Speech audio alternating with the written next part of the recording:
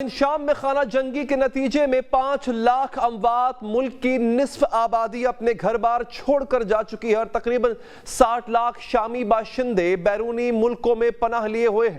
Bashar al Assad حکومت کے خاتمے کے بعد امید تھی کہ حالات بہتر ہوں گے، مگر آئے روز خطے میں خدشات اور غیر یقینی میں اضافہ ہو چکا ہے۔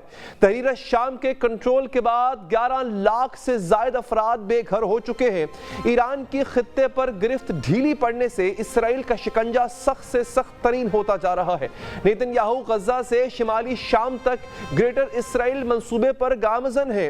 تل ابیب دمشق کو کمزور کرنے کے لیے ہر حد تک جانے کو تیار ہے۔ اسرائیلی حکام کے مطابق لبنان میں حزب اللہ کی کمر ٹوٹ جانے، شام میں اسد حکومت کے خاتمے کے بعد ایران تنہا ہو چکا ہے اور وہ اسے شام میں مزید اثر قائم کرنے کا موقع نہیں دیں گے۔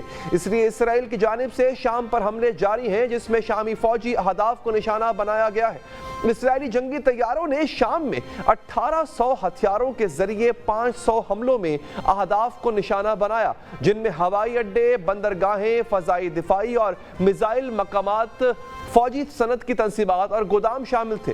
اسرائیل نے زیر قبضہ گولان کی پہاڑیوں کے مشرق میں ایک بفر زون میں فوج بھیج دی ہے، جس نے 70 سے 80% شام کے اسٹریٹجک فوجی اثاثوں کو تباہ کر دیا ہے اور اس گولان کی پہاڑیوں پر قبضہ بھی کر لیا ہے۔ اسرائیلی فضائی حملوں نے شام کے زیادہ تر فضائی دفاعی نظام کو تباہ کر دیا، جس سے ایران کے خلاف کسی آپریشن کی راہ ہموار ہو گئی ہے۔ اسرائیل کی جانب سے ایرانی ایٹمی تنصیبات پر حملوں کے خطرات میں بھی اضافہ ہو رہا ہے۔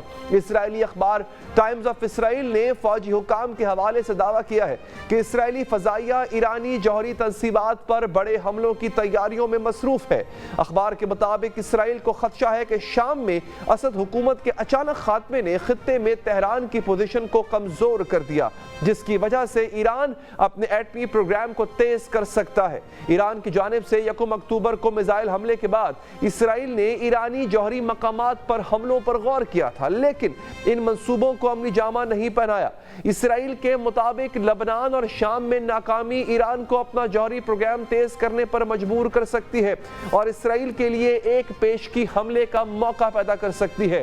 اس لیے تل ابیب کسی بھی ایرانی اقدام سے پہلے اس کے جوہری اثاثوں پر حملہ کر دے گا۔ شام میں بشار الاسد کی حکومت کا خاتمہ ہو یا پھر حماس اور حزب اللہ کے بڑے پیمانے پر نقصان، لبنان پر اسرائیلی حملے ہوں یا پھر گولان کی پہاڑیوں پر قبضے، ایران کو وقتی طور پر دھچکا ضرور لگا ہے، لیکن تہران اس وقت بھی کسی بھی حملے کا جواب دینے کی صلاحیت رکھتا ہے۔ امریکی جریدے دی ہل کے تجزیہ کہ ایران اپنے جوہری ہتھیاروں کے پروگرام کو تیزی دے کر دوبارہ ابھرنے کی صلاحیت رکھتا ہے۔ بین الاقوامی جوہری توانائی ایجنسی کی حالیہ رپورٹ کے مطابق ایران اپنے جوہری ہتھیاروں کے لیے درکار 90% یورینیم حاصل کرنے کے لیے ہزاروں جدید سینٹریفیوجز کے ذریعے یورینیم افزودہ کر رہا ہے۔ تہران بڑی مقدار میں 60% افزودہ یورینیم جمع کر رہا ہے تاکہ بوقت ضرورت یورینیم کو ایٹمی ہتھیاروں میں استعمال کر سکے۔